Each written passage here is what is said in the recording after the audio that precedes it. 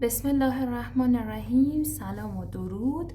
فصل اول ریاضی هفتم، راهبردهای حل مسئله. اولین راهبردی که میخوام توضیح بدم راهبرد رسم شکله. شما فکر کنید که میشینید برای یک فردی، دوستتون، خانواده‌تون یه منظره رو که توی جای تفریحی، توی جای گردشی دیدید تعریف میکنید و با تمام جزئیاتی که اونجا بود تعریف میکنید، ولی نمیتونید به اندازه اون یک تصویری که از اون محل دارید شنونده رو با زیبایی‌های اون منظره آشنا بکنید. تو حل مسئله ریاضی رسم شکل اگر امکانش هست میتونه خیلی به حل مسئله کمک کنه. گاهی مواقع فقط با رسم شکل مسئله به طور کامل حل میشه. شکل رسم شده نیازی نیست حتما دقیق باشه، بلکه معمولاً رسم شکل تقریبی هم برای حل مسئله کافیه و بعد از اینکه ما شکل رو رسم کردیم میتونیم اطلاعات مسئله رو هم روی شکل پیاده کنیم. اینجا من 2 مثال آوردم.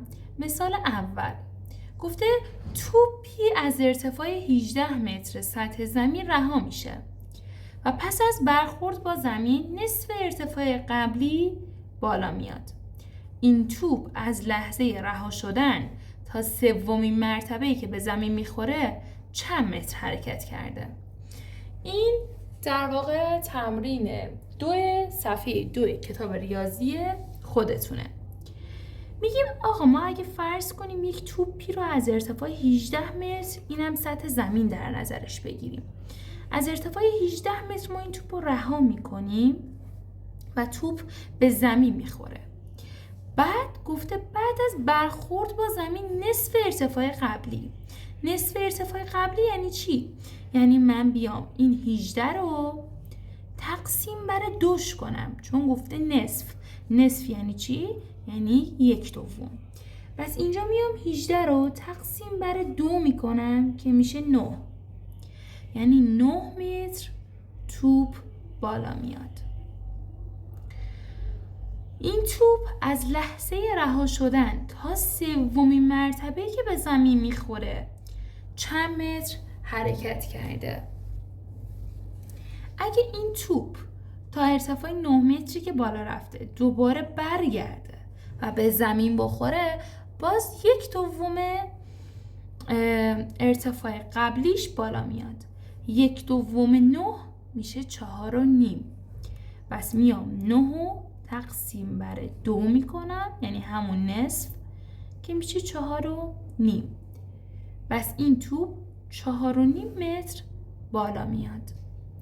وقتی این همه بالا میاد دوباره بر میگرده و به زمین میخوره و دوباره به سمت بالا میاد و این سری چقدر؟ بازم نصف ارتفاع قبلی. نصف ارتفاع قبلی یعنی من بیام 4.5 رو تقسیم بر 2 بکنم که میشه 2.25 که دوباره تا اینجا میاد و به زمین بعدش برخورد میکنه و همینجوری ادامه پیدا میکنه تا جایی که توپ متوقف بشه. گفته بعد از 3مین مرتبه‌ای که به زمین میخوره چند متر حرکت کرده؟ این اولین مرتبه‌ای که به زمین خورد و بالا رفت.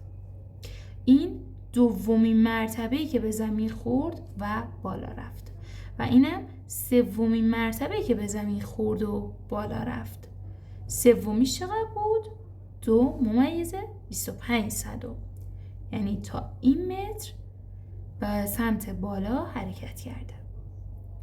تو یک صف 8 نفر جلوی احمد ایستادند. 3/4 این تعدادم پشت سر احمد ایستادند.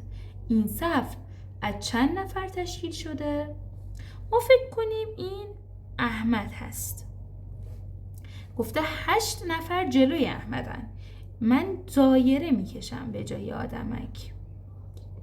مهم نیست که شکلتون چیه، مهم اینه که مسئله رو باش بتونید حل کنید. من دایره کشیدم. شما میتونید آدمک هم بکشید.